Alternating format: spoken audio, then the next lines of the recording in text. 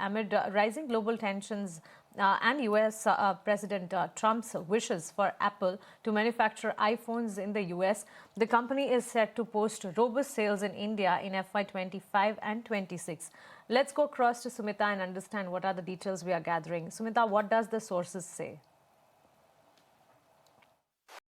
That's right. Apple's sales are expected to have touched $9 billion last financial year after its retail push came about. In fact, iPhones accounted for a majority of the sales that the company clocked. In fact, Apple just recently added 2 new stores in the cities of Bengaluru and Pune, aside of the already existing store network that exists in Delhi and Mumbai. In fact, the company is also planning to now launch new outlets in Noida and Navi Mumbai early next year, according to what sources are suggesting. And it only adds to Apple's reseller network. Now, this announcement of the kind of sales that Apple has clocked in, it's coming in at a time when the company is dealing with stagnant mobile device sales around the world. And of course, there's geopolitical uncertainty that persists, especially around China, given the fact that China has been earlier engulfed in a trade war with the United States. It's also the company's largest base.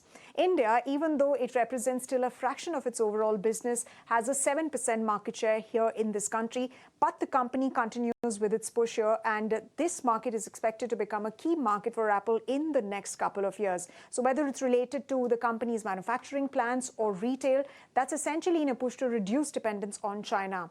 In fact, Apple is expected to account for 25% of, India is expected to account for 25% of Apple's production.